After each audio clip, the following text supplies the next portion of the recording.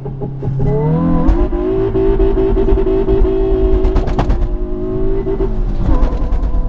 guys, follow me on Instagram to never ever miss any of my crazy updates.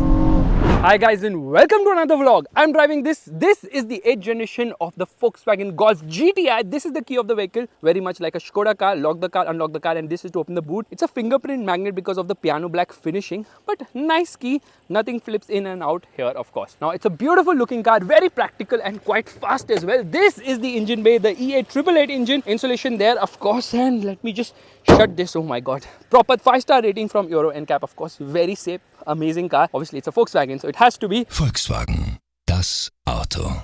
Dynamic swipe indicators. These are IQ lights.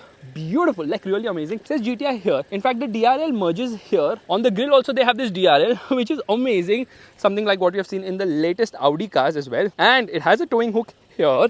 It has got 6 parking sensors, because it's got self-park as well. Meanwhile, these are the fog lamps. Have you ever seen such kind of fog lamps? I never have. These are so cool. But this is a huge car. It's quite big. Really low profile tires on this car. 235 19s, which obviously affects the ride quality. Red color brake calipers. Amazing alloys. And look at the size of the disc. That's big. That's what she said. GTI written right here. And from the side, you realize that this is actually quite a big car. Yeah? This is a hatchback, but it is a real big, fat, true, amazing premium hatchback. Wow. Nice. I like it. Request sensor on the front doors only. It says Volkswagen here. Fingerprint magnet, of course, piano black finishing right there. And this is where the fuel goes in. It has quite the diet because it has so much power and it just wants to fly all the time. Again, red colored brake calipers, big discs at the rear, 6 parking sensors at the rear as well. But before that, let me actually get inside, because there's good amount of space.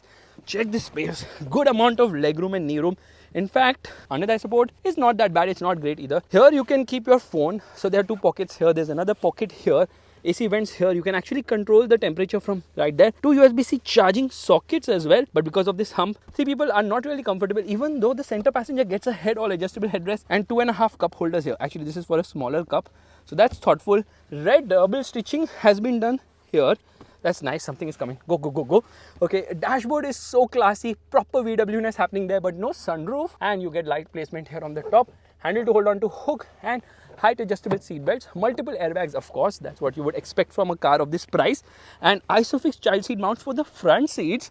Obviously, you get at the rear as well. And then you can recline the seat like this if you want to increase the boot carrying capacity in 60-40 split, of course. So yeah, this is a practical car. Really very practical. Some Alcantara finish here. Speaker placement right there.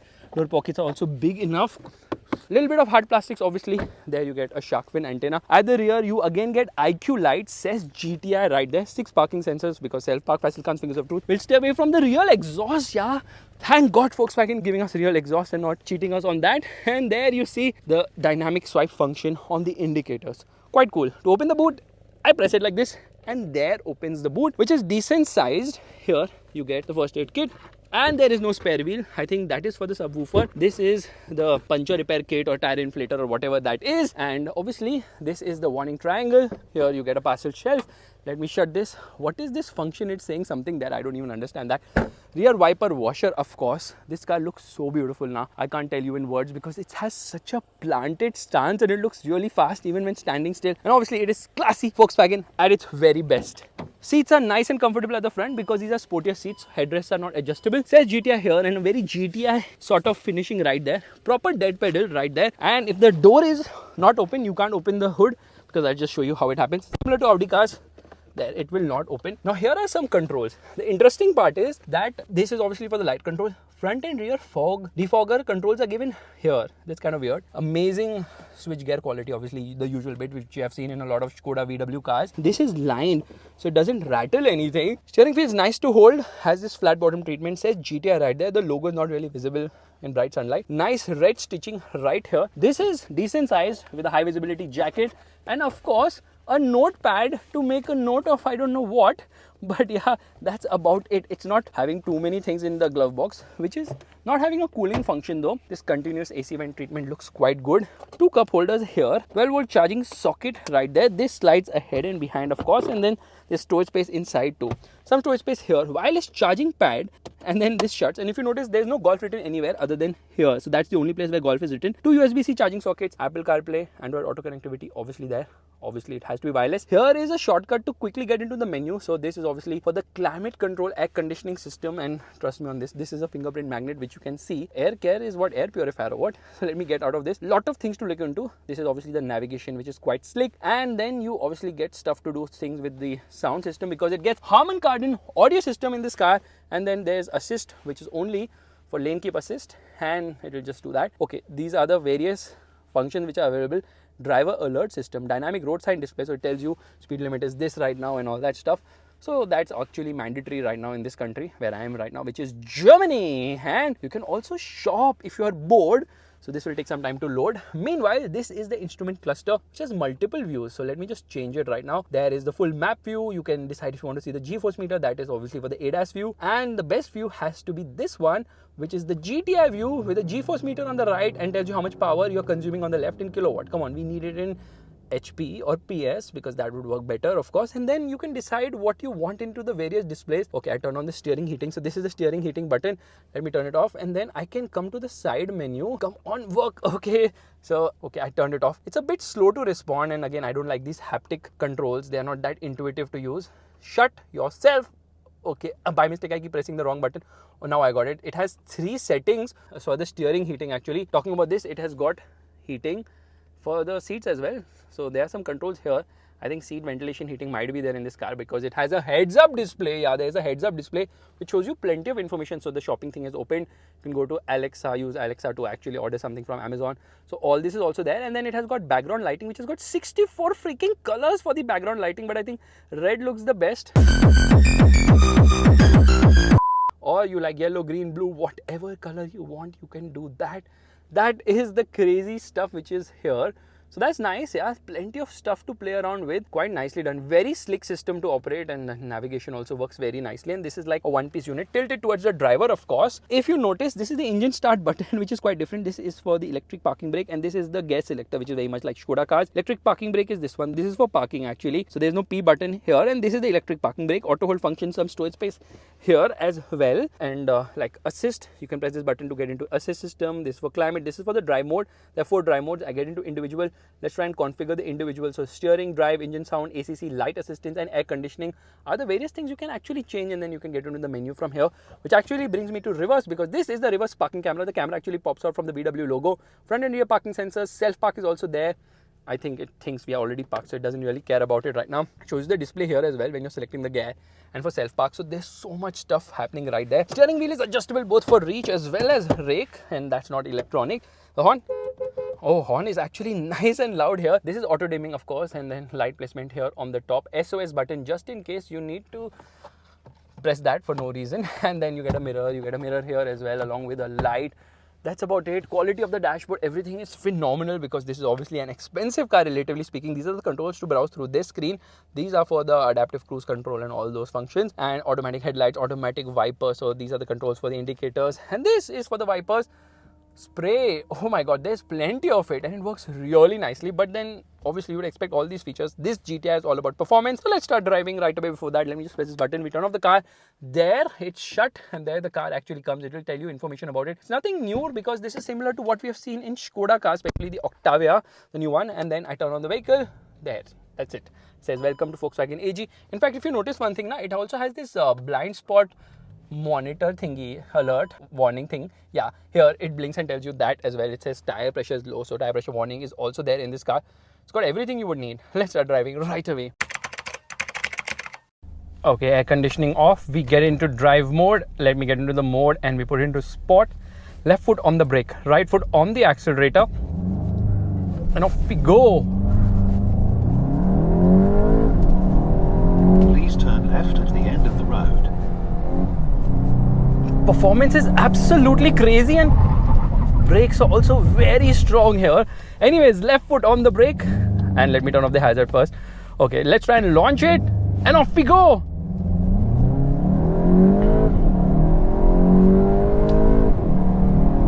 Now turn left. Absolutely unbelievable performance. Yeah, this car really pulls hard and strong. I love this engine, yeah, but obviously it feels better in the Polo GTI because the Polo is obviously lighter, using similar performance, I mean similar engine but lesser output, and off we go. Come on.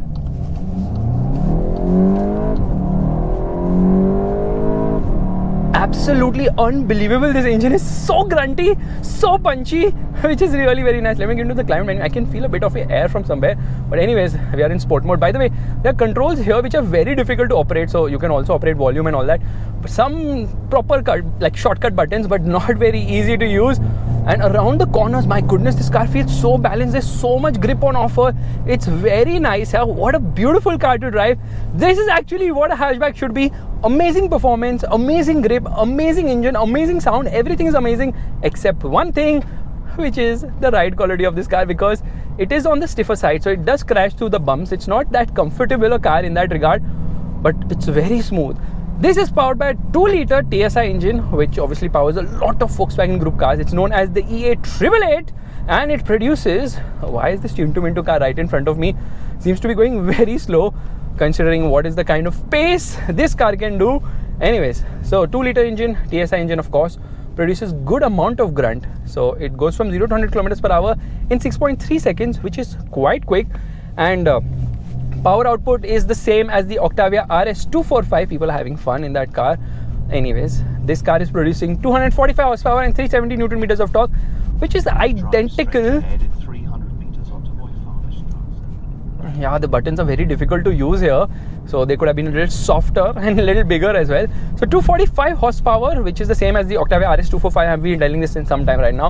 And 370 Newton meters, again the same state of tune, mated to a 7-speed dual clutch automatic gearbox with paddle shifters as well. So just in case you want to make your own shifts, you can do that as well. Now once we reach an open road, I'm going to try manual shifts as well to see how that works. This car has a top speed which is restricted to 250 kilometers per hour, and it has this pops and cracks and all that stuff. So just imagine this to be nothing other than an Octavia RS 245 but in hatchback form. Slightly lighter, more aggressive in terms of handling characteristics, and slightly less comfortable because the ride quality isn't that great because of the super low profile tires here. That really affects the ride quality. In fact, I'm going to change the view here. So there are so many views to look at, and I think this is my personal favorite one. It takes some time to get there, but once we do, there it is. It says GTI, second gear telling me to shift to third, and oh my goodness, what an engine, yeah. Absolutely pulls super duper fast, and there holds on at 7000 rpm for a bit and then upshifts on its own. This dual clutch automatic gearbox is not at all lethargic. It's super responsive, super quick, and puts you in the right gear all the given moment. The only thing is the ride feels a bit jittery here. Now don't expect the Golf to come to India. Volkswagen has no plans to get it. Instead, if they ever plan to get something like this, they'll just get the Passat instead, which also they do not have any plan to get because they're like, we are going to focus on SUVs. So probably the ID4 is going to come next, and the new Tiguan is also going to be coming, which is a plug-in hybrid, but I think they might not get it also. Who knows? Let's focus on the Golf. There's too much reflection here, so I can't really cleanly see what's where. I mean, the logo I can't see cleanly, but I love the fact that this car is so smooth. Yeah, it's butter smooth a car, very refined, and then obviously you've got a slew of ADAS features which work really well because the lane keep assist in this car is just amazing. It's super duper awesome, super precise, and is able to identify exactly if you're stepping out of line and puts you back in. Now obviously you need lane markings for the same, but without that also, let me tell you that this is a very enjoyable car. It's a car which can take your luggage and your family to work from Monday to Friday, and on the weekend you can go blasting down the road on not get disappointed at all because the performance is really very impressive here. Like, it is super duper awesome. It feels fast, it feels fun, it feels something which you would love as soon as you get into the driver's seat, onto the driver's seat actually, because that is the kind of performance and fun that this car has to offer. It's quite unbelievable. Let's upshift, and I'm in 5th gear right now. It's not going to go any further because we are at around 50 kilometers per hour.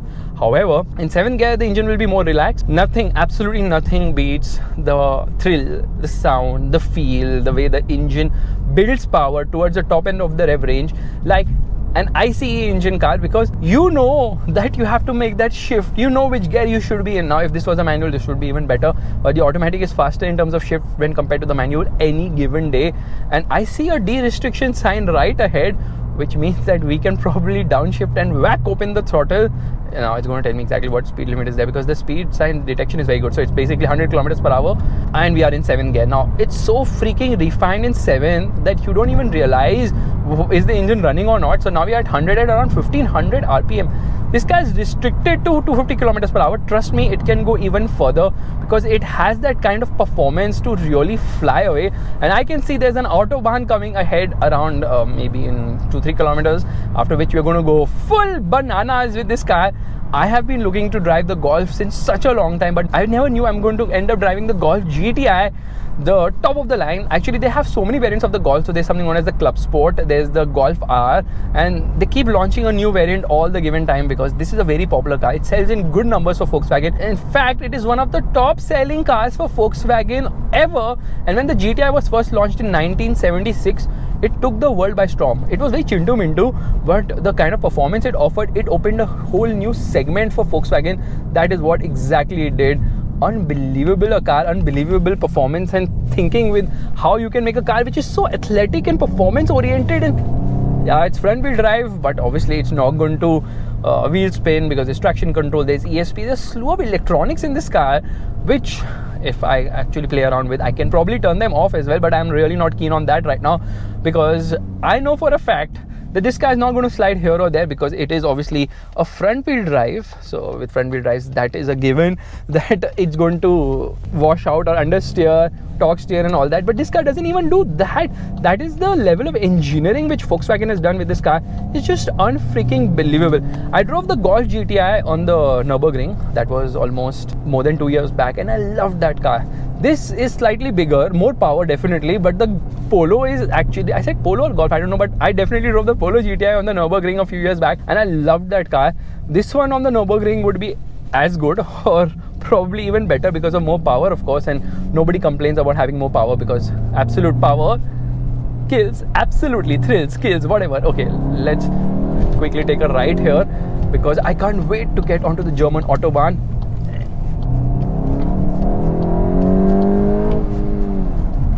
Oh, the balance, unfreaking believable. What balance this car has, such great balance, such amazing brakes. Everything feels so good. Whack open the throttle, doesn't hesitate one bit. It instantly pushes you forward immediately. So that is the kind of performance and grunt it has to offer. It's a really enjoyable car to drive, and you can see everything around very nicely. So obviously ergonomic wise, it's fantastic. And now it is the time for us to merge onto the left side of the road, so we will do that right away. Okay, de-restriction has started, I guess, so that's the reason why I'm seeing the de-restricted sign here. Right now there's the blind spot monitor telling me that there's someone in my blind spot, so we will be a little careful about that. And then I have to keep going left itself. So here we are going to come to the left lane, which is the fastest lane, and hopefully this shitty Subaru moves out of my way so that I can whack open the throttle and really fly as fast as I want. Come on, move. Oh, look at the road becoming super duper duper wide, and there he moves, and there we go.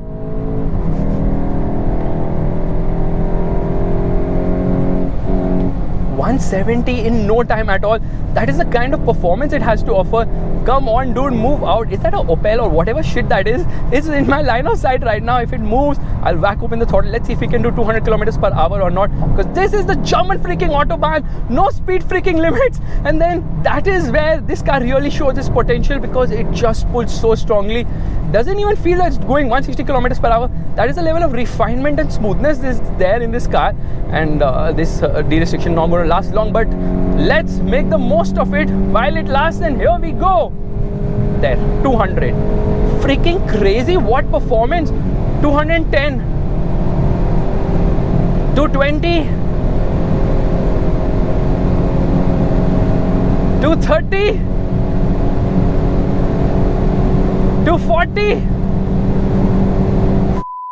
This has amazing grip at this speed also. It's just going. 250, 252, 253, 255. I thought this was electronically limited.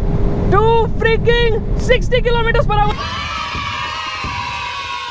On the brakes, so freaking awesome and so freaking fast. Oh my god, what an engine, what performance. This has some serious grunt. I'm in love with the Golf, with the effortlessness it really pulls now. It really blows your mind. I was going to drive the ID3 today. That was my plan. I was like ID4 or ID3. If ID4 is not there, I'll drive ID3. I am totally not regretting not driving that car, and I'm so happy today to be driving the Golf because, oh my god, the performance, the pull, the speed, the grind, the way it goes, freak man, 200 kilometers per hour again on a freaking public road. That is the German autobahn for you. We are flying and their speed limits have kicked in. Yo, 120 kilometers per hour, it says speed limit. But anyways, we have to actually turn from here, so no problem at all. I don't mind slowing down. I've slowed down to 120. I thought we are already there, but this car is so fast. It's so fast. It's so amazing. I'm in love with the Volkswagen Golf. My actual aim in life is to shift to a country where the Golf is sold, because that is how good this car is, and that is one of my dream cars. I know you should dream big of something bigger and more faster or more powerful and all that stuff, but trust me, the Golf is a hot seller because of the performance, the speed, the thrill. Everything in this car is understated elegance. You would never look at this car and be like, हाँ 200 पहुंच जाएगी ऐसे. But say 250 kilometers per hour, that is the kind of performance it has to offer. So guys, this is my vlog of the amazing Volkswagen Golf GTI. What a car, what a car, what a car. My day is made. I just love driving this car, and look at the way it goes around the corners. My goodness, it stays glued to the road. And I think some bad roads are ahead and we are reaching our destination in 3 minutes. City roads, I don't care. I'm going to shut this video and I'm just going to relish the experience of driving a Volkswagen Golf GTI. Finally, oh my god, is that a freaking Phantom? Yes, it is. What is happening in Germany? Where do they get these cars from? Mission successfully accomplished, driving a Volkswagen Golf GTI.